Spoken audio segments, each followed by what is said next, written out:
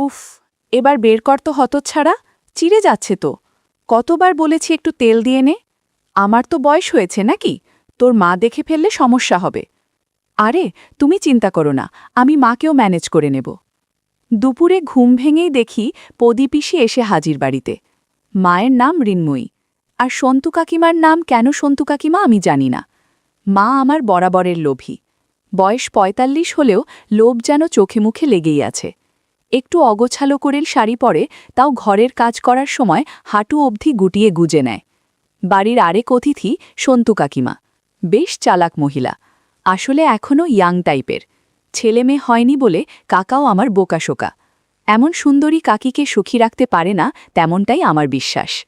পদীপিসি মায়েরই বয়সী। স্বামী বার্মায় সেনা ছাউনিতে ছিল, যুদ্ধে সেখানেই পরলোক গমন করে।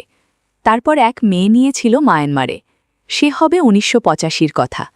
এক মেয়ে স্থানীয় অবাঙালিকে বিয়ে করে বার্মার হয়ে গেছে আজীবন। ৩ কুলে কেউ নেই। পদীপিসি আমার খুব ভালো লাগে, তার দিকে তাকালে মন জুড়িয়ে যায়। পদীপিসিকে দেখে আনন্দ আমার কম হল না। একে তো বিধবা, আর ওপর আবার একটু স্বাস্থ্যবান। ইউনিভার্সিটি থেকে পড়া শেষ করে মাস ৩ হলো বসে আছি বাড়িতে।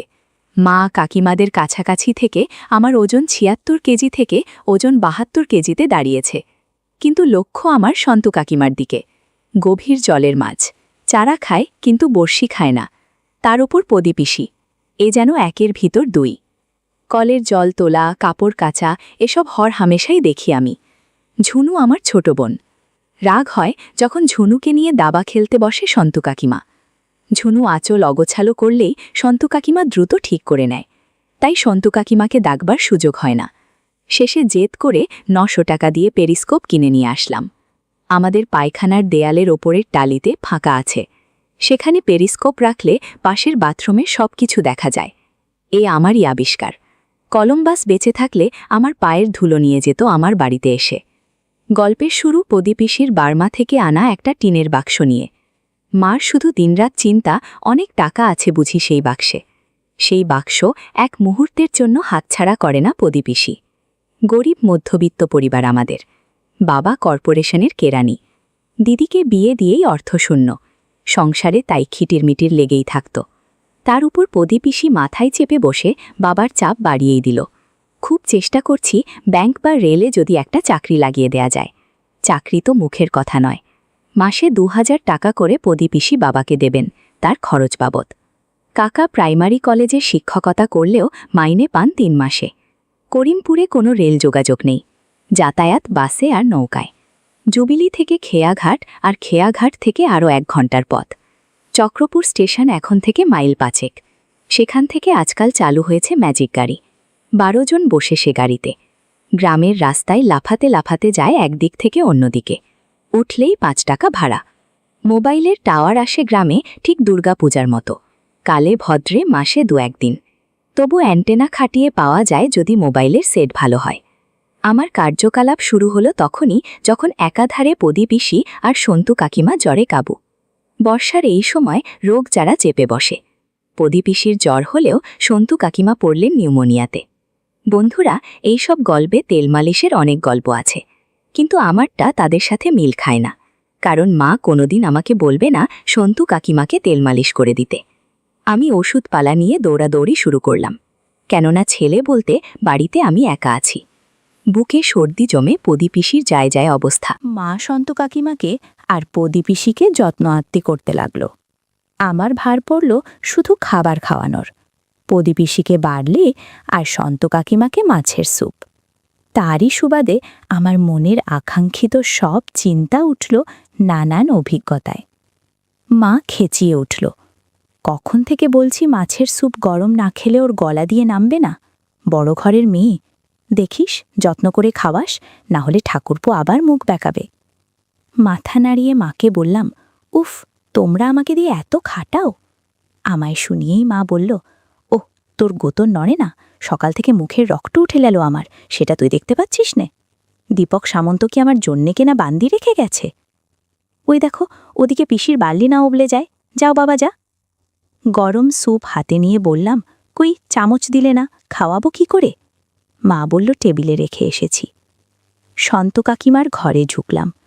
ঘরে ঢুকলেই সন্তু কাকিমার সুগন্ধে মন ভালো হয়ে গেল। ঘরে ঢুকে দেখি চিত হয়ে পড়ে আছে সন্তু কাকিমা। চেয়ে আছে, কিন্তু এতটাই দুর্বল যে সে চাওয়ায় প্রতিক্রিয়া নেই। রোজ মাছের স্যুপ খাওয়াতে হবে 1 মাস। জ্বর চলে গেলেও একই অবস্থা প্রদীপিসি আর সন্তু কাকিমার, যদিও সন্তু কাকিমার এখনও গায়ে 101 জ্বর। সন্তু কাকিমার মাথার কাছে দাঁড়িয়ে বললাম, আরে কই, ওঠো ওঠো ওঠো। নড়বার যার ক্ষমতা নেই সে উঠবে কি করে? সামান্য সাপোর্ট দিয়ে ঠেলে তুললাম বিছানা থেকে।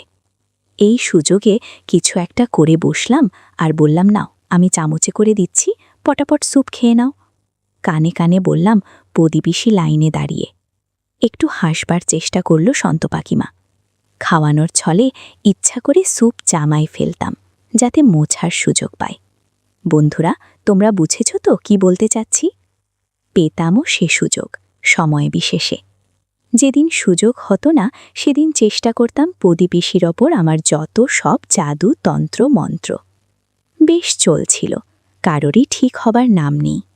আসলে বাবার সে সামর্থ্য ছিল না যে দামি ডাক্তার, দামি ওষুধ কিনে দুজনের সেবা করবেন। আর আমার কাকুর মাথাও তো প্রখর নয়, ধর্মভীরু মানুষটা পূজা পাঠ করেই কাটিয়ে দিছিল দিন। আমিও দুজনের সাথে ছলে বলে কৌশলে সেবা করতাম। অসুস্থ হয়ে থাকলে কোনো মানুষের সাথে সত্যি দুষ্টুমি করা যায় না। যারা করে তারা অপরাধী, মনোবিকারের লোক। আমি পারছিলাম না। আমাদেরই পুরনো ডাক্তার এসে দেখলেন দুজনকে। খুব সামান্য উন্নতি ঠাকুরজি, আজ 7 দিন হলো, আর 2 দিন দেখুন, না হলে কিন্তু দুজনকেই হাসপাতালে ভর্তি করতে হবে। আচ্ছা ঠাকুরজি, আজ পারলে দুজনের বিছানা পাল্টে দুজনকে স্নান করিয়ে দিন দেখি। মানে গা কম্পেশ করে ভালো করে মাথা ধুয়ে দেবেন। এই পটল, এসব তো তুমিও পারো, মাকে এত খাটানোর মানে হয়? বাড়ির বিপদের সময় এসব তো তোমারই দেখে রাখা উচিত। শোনো, ঠান্ডা জলে মাথা ধোয়াবে আর গরম জলে গা কম্পেশ করবে, বুঝলে? মনে আছে তোমার পায়ে স্টিচ পরার সময় আমি যেন পা কম্পেশ করে দিয়েছিলাম শরীর টেনে টেনে? সেরকম। দেখবে বিকেলেই জ্বর নেমে গেছে, আর না হলে আমি হাসপাতালে রেফার করব। জ্বর মাথায় উঠে গেলে বিপদ হয়ে যাবে। বৌঠান, আজ আসি কেমন? ওষুধ যেমন চলছে সেরকমই চলুক। সিপ্রোফ্লক্সিনটা না দিলেও চলবে, 6 দিন খাওয়ানো হয়ে গেছে। পরামর্শ দিয়ে ডাক্তার চলে গেল। দিবাকর ডাক্তারে মুলুকের ভরসা। সময় নেই, কিন্তু রোগ ভালো করে। কেউ পয়সা দিতে চায় না গ্রামে, কারণ ডাক্তারকে পয়সা দেয়া মানে সেই পয়সা জলে গেল। আমি ফ্যাল করে চেয়ে থাকলাম রাস্তার দিকে। হে প্রভু পরমেশ্বর, শেষে তোমার দয়া হল। সন্তু কাকিমাকে যে স্নান করাতে হবে ভাবলেই তেমন যেন লাগছে। অবশ্য মা যদি অনুমতি দেয়। রান্না করছিল মা, ঝুনুকে কোলে নিয়ে গলমন্দ করছে আর বলছে, আমার হলো যত জ্বালা, তো বড় সংসার, কোলের বাচ্চা, কি করে সব সামলাই? কর্তাদের ফুর্তি দেখলে বাঁচি না। 2 দিন না হয় অফিস বন্ধ দিয়ে ঘরে থাকো বাবা, রোগ জ্বর বেঁধেছে না, তাদের রোজ অফিস যাওয়া চাই। আসুক, সব বোঝাবো ভালো করে। কইরে পটলা, তুই কি মুখ দিয়ে মাছি মারছিস? ঝুনুকে নিয়ে জানাকুল থেকে, আমায় রান্না করতে হবে তো। আর দিবাকর ডাক্তার যা বলল, আমি বাপু এত খাটতে পারবো না। আমি তৈরি ছিলাম, কিন্তু গম্ভীর করে বললাম, এসব কাজ কি ছেলেদের? আমি পারবো না। মা বলল, ও মা, এতে ছেলে মেয়ের কি আছে? বলি, আমি মরে গেলে কি আমায় চিতায় তুলবি না? ও পাড়ার কাওড়ার ঘরের মেয়ে নিয়ে এসে বলবি মাকে চিতায় তুলে দে? মাথা আমার এমনি খারাপ পটলা, যা বলছি কর। কাজ বললেই মুখ বেজার। পরম অনিচ্ছায় বেজার মুখ নিয়ে গেলাম রান্নাঘরে। ঝুনু খুঁটে খুঁটে বাতাবি লেবু লাল করে দিয়েছে। মুখ দিয়ে এখন কামড়ায় বাতাবি লেবুর বোটা। অল্প বয়স, সে তো বোঝে না। ঝুনুকে তুলতে গিয়ে বাতাবি লেবুর দিকে চোখ পড়ল। এতক্ষণ ধরে কামড়ানোর কারণে লালা লেগে আছে। ঝুনুকে তুলে নিলেও বাতাবি লেবু ওভাবেই পড়ে আছে। শ্রোতা বন্ধুরা, ইউটিউবের কড়া নিয়মের কারণে কিছু বিষয় সরাসরি বলা যাচ্ছে না। তোমরা যদি একদম খোলামেলা গল্প শুনতে চাও, তাহলে কমেন্টে দেয়া লিঙ্ক থেকে আমার ওয়েবসাইট ভিজিট করো। সেখানে একদম খোলামেলা গল্প দেয়া আছে। আমি কিছুক্ষণ দেখে ঝুনুকে ঘরে ঘুম পাড়িয়ে দিয়ে আসলাম। নিচে গিয়ে আবার রান্নাঘরে গেলাম। মা একটা টিনের বালতিতে 8 বালতি গরম জল দিয়ে গেল। নে, একবার কাকিমাকে কম্প্রেস করে দে, পদির জলটা পরে দিচ্ছি। হাত পায়ের গোড়ালি, পেট আর গলা ভালো করে ধুয়ে দিস, 6 দিন ধরে শুয়ে আছে। আমি মনে মনে বললাম, পারলে অনেক কিছুই করা যাবে। তোয়ালে নিয়ে বললাম, ঠিক আছে। বেশি কথা বাড়িয়ে বিব্রত হওয়ার কোনো মানেই হয় না। সন্তু কাকিমার খাটের সামনে গরম জল নিয়ে রাখলাম, যাতে সুবিধা হয়। দেখলাম ঘুমোচ্ছে, হালকা জ্বর গায়ে। কি গো, না ওঠো, আমি গাটা গরম জলে কম্প্রেস করে দিই। ডাক্তার বলেছে না হলে জ্বর কমবে না। চোখ খুলো সন্তু কাকিমা। জড়ানো গলায় বলল, তোর মা কোথায়? আমি বললাম, মার সময় নেই, রান্না করছে, ঝুনুকে দেখতে হচ্ছে, মা পারবে না, তাই আমি এসেছি। কাকিমা বলল, দে, আমি নিজেই করে নিচ্ছি। কাকি খুব শেয়ানা, আমিও নাছোড়বান্দা। মনে মনে ভাবলাম, তোমার উঠবার ক্ষমতা নেই। তবুও কোনো রকমে উঠলেন বিছানা থেকে। দুপা নামিয়ে কাপড়টা একটু ঠিক করে আঁচল ঠেকে উঠে দাঁড়াতে গিয়ে দুর্বলতায় তাল খেয়ে মুখ থুবড়ে পড়তে যাচ্ছিল। যদিও আমি পিছনে দাঁড়িয়েছিলাম। কোনো রকমে হাত ধরে মাছিরে দিলাম। একটু বকুনির সুরে বললাম, শোনো, ঠিক হয়ে গেলে যা ইচ্ছা করো, যতদিন ঠিক না হচ্ছ যা বলছি করে যাও, বুঝলে? আমাকে পদিপিসিকেও স্নান করতে হবে। মনে মনে বুঝে গেলেন যে আমার সাহায্য ছাড়া গা কম্প্রেস করা তার দ্বারা হবে না। দুর্বলতায় মাথা টাল খাচ্ছে। আমিও বললাম, তুমি বসো তো চুপ করে, আমায় আমার কাজ করতে দাও, না হলে মাকে বলবো তুমি করতে দিচ্ছ না। কাকিমা খাঁচায় হাত দিয়ে ধরে বসে কোকাতে লাগলো দুর্বলতায়। তোয়ালে গরম জলে ভিজিয়ে প্রথমে পা দুটো ভালো করে কম্প্রেস করলাম। বললাম, এই যে হাঁটু অবধি ফ্রি গুটিয়ে নাও দেখি। কাকিমাও যেন বাধ্য মেয়ের মতো শাড়ি গুটিয়ে নিল। তোয়ালের গরম ভাপের জন্য আরাম লাগছিল কাকিমার। কাকিমার পা দেখে খুব ভালো লাগলো, একদম মসৃণ পা। খেয়াল দুহাত দিয়ে শাড়ি চেপে রেখেছে কাকিমা। যাই হোক, তবুও সুযোগ আসবে, আমিও ছাড়ব না আজ। বেশি কিছু বললে মাকে ডাকব। বলতে না বলতেই মা এসে হাজির। আমিও সুযোগ বুঝে বললাম, দেখো না মা, কাকিমা ভালো করে সেবা করতে দিচ্ছে না। মার আগের মাথায় কয়েকটা কথা শুনিয়ে দিল। অমনি কাকিকা একটু ইতস্তত হয়ে বলল, যা করার কর। আমি তোয়ালে ভালোভাবে গরম পানিতে ধুয়ে কাকিমার হাত পা মুছে দিলাম। মাঝে মাঝে গাছের কাতবেলটাও চোখে বাজছিল। ইস, কি সুন্দর আর টাটকা দেখতে হয়েছে। যেভাবেই হোক এটা আমার চাই। একটু পর আমি মাকে ডাকে বললাম, আমি স্নান করতে যাচ্ছি। এই বলে চলে গেলাম কলঘরে। কিছুক্ষণ টানাটানি করে স্নান সেরে বেরিয়ে এলাম। মা বলল, বাবা, একবার দেখে আয় না ঝুনু উঠে পড়ল কিনা। তারপর পদিপিসিকে স্নান করিয়ে তুই দুপুরের খাবার খেয়ে নে। ওদের খাওয়ালেই তোকে খেবে দেব। ততক্ষণে আমি ঠাকুর সেবা দিয়ে নেব ততক্ষণ। দেখে আসলাম ঝুনু তখন ঘুমাচ্ছে উপরের ঘরে। নিচের দুটো ঘর কাকিমাদের, আমাদের উপরের দুটো ঘর। কিন্তু একটু আওয়াজ করলে উঠে পড়বে। মাকে বললাম, ঝুনু ঘুমাচ্ছে, কিন্তু উঠে যাবার সময় হয়ে এসছে। মা বলল, ঠিক আছে, যা তুই পদিপিসিকে দেখ গিয়ে। আমি দুজনের ঘরে খাবার দিয়ে দেব ঠাকুর সেবা দিয়ে। আমার আনন্দে যেন আত্মহারা হবার দশা। পদিপিসি বড়ই বাধ্য টাইপের, অন্তত সন্তু কাকিমার মতন গায়। আসলে রাগ ঢাক নেই, যখন যা করতে বলা হয় তখন বিনা দ্বিধায় সেটাই করে, যেটা আমার সবচেয়ে বেশি ভালো লাগে। কোনো কিছু না ভেবেই ভুলে গেলাম পদিপিসির ঘরে। মার কথা মনে পড়ল। পদিপিসির বর্মি বাক্স খুলে দেখতে হবে কি আছে। ভালো করে দেখলাম পদিপিসিকে, এক্কেবারে ঘুমিয়ে আছে। চুপি সারে গিয়ে বর্মি বাক্সের কাছে গেলাম। রান্নাঘরের পাশেই পদিপিসির একটা আলাদা ঘর। সেটা আমাদের ঘরের সাথে নয়, পদিপিসি সেখানেই ঘুমায়। বাবা একটু মেরামত করে দিয়েছে। ঘর বিশেষ সুবিধার নয়, তবে পদিপিসি তাতেই বেশি স্বাচ্ছন্দ্য, একা থাকতেই বেশি ভালোবাসে। লজ্জা করে মিথ্যে বলবো না, পদিপিসি আসার পর থেকে আমার মন আবার ভাগ হয়ে গিয়েছিল পদিপিসি আর সন্তু কাকিমার ওপর। আজ পদিপিসির পালা। তার আগে খুললাম পদিপিসির বর্মি বাক্স। এখনও কেউ ওই বাক্সে হাত দেবার সাহস পর্যন্ত পায়নি। খুলে দেখি ভিতরে কিছুই নেই, জামা কাপড় ছাড়া। কিন্তু ওটা কি? আর একটা গয়নার বাক্স। সেটা একটা বেশ ভারী মাপের পিতলের তালা দিয়ে বন্ধ রাখা। রূপোর হুকও পিসে মশাইয়ের হবে। আর কিছু টাকা ভরা একটা মান্ধাতা আমলের টাকার থলে। নোটগুলো চলে না, খাতার ডিস্তের মতো বড় বড় 100 টাকার কালো নোট। তেমন কিছু দেখতে না পেয়ে বক্সটা বন্ধ করে এগিয়ে আসলাম পদিপিসির দিকে। ও পিসির ডিসি, আরে উঠে পড়ো, ডাক্তার বলল গা হাত পা কম্প্রেস না করলে শরীর আরও খারাপ করবে, এরপর হাসপাতালে যেতে হবে। চোখ চেয়ে দেখল আর বলল, বাবা, আমার দম নেই, তুই যা করবার করে দে না সোনা। কথাটা শুনে খুব ভালো লাগলো। আমি বললাম, বেশ, তুমি ঘুমাও, আমি যা করার করে দিচ্ছি। মা তোমার ঘরে শাড়ি জামা কাপড় রেডি করে গেছে, আমি মাথা ধুয়ে দিলে তুমি পরে নিও, কেমন? আমার কথায় সম্মতি জানিয়ে মাথা নাড়ল পদিপিসি। আমি গরম পানিতে তোয়ালে দিয়ে কম্প্রেস করে দিলাম।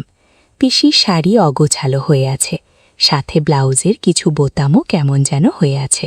আমি আর চোখে পিসিকে দেখছিলাম আর সেবা করছিলাম। মনে হয় পিসির একটু ভালো লাগছে। শ্রোতা বন্ধুরা, ইউটিউবের কড়া নিয়মের কারণে কিছু বিষয় সরাসরি বলা যাচ্ছে না। তোমরা যদি একদম খোলামেলা গল্প শুনতে চাও, তাহলে কমেন্টে দেয়া লিঙ্ক থেকে আমার ওয়েবসাইট ভিজিট করো। সেখানে একদম খোলামেলা গল্প দেয়া আছে। আমার সেবা করা দেখে বলল, অনেকদিন পর একটু ভালো লাগছে রে পটোলা। সেই যে কবে বিধবা হয়েছি তারপর থেকে একা পড়ে আছি। তুই ভালো করে তেল মাখিয়ে নে, না হলে খসখসা ভাবটা যাবে না। পিসির কথা মতো আমি ঠিক সেভাবেই সেবা যত্ন করলাম। মিনিট 20 পর স্বাভাবিক হলাম মা এসে পড়ল বলে। যাওয়ার সময় বললাম, পিসি রোজ আসবো এখানে, তবে একটা কাজ করে দিতে হবে। পিসি লজ্জায় আঁচলের ঘোমটা কেটে বলল, যা, দুষ্টু ছেলে কোথাকার। আমি বললাম, দুষ্টু? হ্যাঁ, তাই তো দেখলাম। তুমি আর চোখে দেখছিলে পুরোটা গেছে কিনা। পিসি লজ্জা পেয়ে বলল, চুপ কর ছোকরা, এখন বল কি সাহায্য করতে হবে। আমি বললাম, শোনো না, কিছু জোগাড় লাগলো সন্তু কাকিমাকে যদি ম্যানেজ করে দেয়া যায় তাহলে ভালোই হতো। পিসি বলল, সে আমি তোর ছোকছোকানি দেখেই বুঝেছি, দাঁড়া তোর বাবা আসুক। আমি বললাম, ওরকম করছো কেন? মা আসবে বলে না তাড়াতাড়ি করতে হলো। পিসি বলল, এই যা তো। আমি বললাম, দেখো যাচ্ছি, তুমি বুদ্ধি বার করো। এমন সময় মা চেঁচালো। আমি বললাম, এই তো আসছি, তুমি দুজনকে খাবার দাও, আমি খাইয়ে নিজে খাবো। আমি দৌড়ে গেলাম মায়ের কাছে। যেতেই জিজ্ঞাসা করল, হ্যাঁ রে, কি দেখলি বাক্সে? আমি চোখ বড় বড় করে বললাম, অনেক কিছু। কি কি দেখলি? আমার দিকে তাকিয়ে তাকিয়ে লোক যেন গরম মোমের মতো গলে পড়ছে চোখ থেকে। বাড়িয়ে বললাম, সোনা দানা আরো কত কি, অনেক টাকা মা। মা বলল, তাহলে এখন থেকে খাতির করা শুরু করি, কি বল? মার চোখে শুধু অনেক টাকা, অনেক টাকা। আমি বললাম, শোনো, পদিপিসিকে কি করে খুশি করতে হয় সেটা আমার উপর ছেড়ে দাও। মা যেন আগ্রহ নিয়ে আমায় মাথায় হাত বুলিয়ে বলল, পারবি বাবা, পারবি। আমাদের সব দুঃখ দূর হয়ে যাবে না রে। আমিও বাড়িয়ে বললাম, হ্যাঁ, বাক্স ভর্তি টাকা। আমায় আদর করতে করতে মা বলল, নে বাবা নে, আজ থেকেই লেগে পড়। আমি রোজ সন্দেশ খাওয়াবো পদিকে। এখন যা সন্তুকে খাইয়ে দিয়ায়। আমিও গদগদ হয়ে চলে গেলাম সন্তু কাকিমার ঘরে। দেখি শুয়ে আছে। শাড়ি, সায়া, ব্লাউজ পরলেও অসুস্থ মানুষ ঠিকমতো পরতে পারেনি। মনে হচ্ছে একটু ভালো লাগছে। তাকিয়ে বললাম, কি এখন কেমন? নাও খেয়ে নাও, না হলে তোমার স্যুপ ঠান্ডা হয়ে যাবে। আশ্চর্য রকমভাবে দুজনের যেন ঠিক হতে শুরু করেছে। পদিপিসি প্রায় বিছানা থেকে উঠে বসেছে। যদিও সন্তু কাকিমা এখনও উঠতে পারেনি, কিন্তু চোখ মুখ আগের চেয়ে অনেক পরিষ্কার। সন্তু কাকিমাকে খাবার খাইয়ে মায়ের কাছে গেলাম। একটা বুদ্ধি দিয়ে বললাম, শোনো, চুপি চুপি একটা কথা বলি। মা স্বাভাবিক তীক্ষ্ণ সুরে বলল, বেলা দুপুরে আবার আধিক্ষেতা কেন? আমিও কায়দা করে মাকে বললাম, ইশারা করে পদিপিসি শুনতে পাবে। মাও এগিয়ে আসলো। আমি চাল চেলে দিলাম। পদিপিসি বিধবা তো। আমার মনে হয় পদিপিসি কারো সঙ্গ যায়। মা জিজ্ঞাসা করল, তুই কি করে জানলি? আমি বললাম, আমি কি আগের মতো ছোট আছি? আমায় ইশারা করে একটু ওই রকম, মানে ছেলে মেয়ের যেমনটা হয়। তুমি চাইলে দেখাতে পারি আমি মিথ্যে বলছি না, সত্যি বলছি। মা বলল, আর যদি সত্যি না হয়? আমি বললাম, তোমার টাকার দরকার না দরকার নেই। মায়ের মুখ বদলে গেল। বেশ, আজ দেখব, যদি তুই মিথ্যে বলিস তাহলে আজ তোর এবারের শেষ দিন। আমি বললাম, যখন পদিপিসির ঘরে যাব কম্পোজ করাতে, তখন ওপাশের জানলা দিয়ে দেখো, সব দেখতে পারবে। মা বলল, ইসমা গো, আমার মরণ হয় না, তুই নিজের পিসির সাথে? আমি বললাম, তোমার পদিপিসির সম্পত্তি চাই নাকি না তাই বলো না। মা বলল, তোর বাবা যদি জানতে পারে না, সেদিন তোর শেষ দিন হবে। হে ভগবান, এ কি অনাচার! একটু পর মা জল গরম করে দিল। আমিও মাকে ফিসফিস করে বললাম, 15 মিনিট পরে জানলা দিয়ে দেখো, বুঝতে পারবে। মাও যেন নিষিদ্ধ দৃষ্টি দিয়ে আমার চোখের ভিতরে তাকিয়ে আমায় মেপে নিল। মাকে যখন আমার নাটকে জড়িয়ে ফেলেছি, সন্তু কাকিমাকেও কোনো রকমে ঢুকিয়ে ফেলা যাবে। সোজা গেলাম পদিপিসির ঘরে। কোনো কথা না বাড়িয়ে সেবা করতে শুরু করলাম। পিসি একটু বিরক্ত হয়ে বাধা দেবার চেষ্টা করলেও আমি পদিপিসিকে রাজি করালাম। এখন সব ঠিক আছে। আমার কথার সাথে তাল মিলাচ্ছে। শ্রোতা বন্ধুরা, ইউটিউবের কড়া নিয়মের কারণে কিছু বিষয় সরাসরি বলা যাচ্ছে না। তোমরা যদি একদম খোলামেলা গল্প শুনতে চাও তাহলে কমেন্টে দেয়া লিঙ্ক থেকে আমার ওয়েবসাইট ভিজিট করো। সেখানে একদম খোলামেলা গল্প দেয়া আছে। কিছুক্ষণ বাদেই দেখি মা জানলার পাশে এসে হাজির। এদিকে পিসি চোখ বুজে আছে, ঠিক যেমনটা আনন্দে থাকলে হয়। আমি পিসির বোঝা চোখের সুযোগ নিয়ে মাকে ভিতরে আসতে বললাম, যাতে হাতে নাতে যাতে ধরতে পারে। মার আসতে যতটুকু সময় লাগবে ততটুকুই আমার স্বাধীনতা। ক্যাচক্যাচ করে দরজা খুলে মা ঢুকল। মাকে দেখে ধরফরিয়ে উঠল প্রদীপিসি। কোনো রকমে আড়াল করল। মার দিকে তাকিয়েই অভিযোগ করতে শুরু করল, এই দেখ, তোর ছেলে রোজ আমাকে বিরক্ত করে। মানা করেছি, বলেছি তোর বাবাকে বলে দেব আজ। আমি ওর শক্তির সাথে পারিনি। মা হতভম্ব হয়ে কি বলবে, তোতলিয়ে বলল, না বদি, আমি কিছু মনে করিনি। হ্যাঁ হ্যাঁ, কি মনে করব, আমি যাই, ঝুনুর উঠবার সময় হয়ে গেল। মা যাবার আগে জাদুর লাঠির দিকে একবার তাকালো। আমি বুঝে গেছি মায়ের পছন্দ হয়েছে। এদিকে পিসি বলছে, ওরে যাসনি, শোন, তোর ছেলেকে কিছু বললি না? আমি তো তোদের কারো সামনে যেতে পারবো না লাজে। মা দরজা দিয়ে বেরিয়ে যাওয়ার আগে বলল, বলাবলির কি আছে, আমি কিছু মনে করিনি। আমি ইশারা করলাম প্রদীপিসিকে। প্রদীপিসি কপালে হাত ঠেকিয়ে বলল, এ কি দুষ্টু ছেলে রে বাবা, তোর তলে তলে এত বুদ্ধি। রান্নাঘর থেকে মা চেঁচালো, বাবা পটলা, সন্তু কাকিমাকে দেখে তুই স্নান করে নে বাবা, না হলে দেরি হয়ে যাবে কালকের মতো। আমি প্রদীপিসির দিকে তাকিয়ে বললাম, কি গো, পারবে করে নিতে? মুখ ভেঙিয়ে প্রদীপিসি দমল, যা, হাত ছাড়া আমার সামনে থেকে। এরপর কি হলো আর কিভাবে সন্তু কাকিমাকে কৌশলে রাজি করালাম তা তোমাদের আগামী পর্বে শোনাব।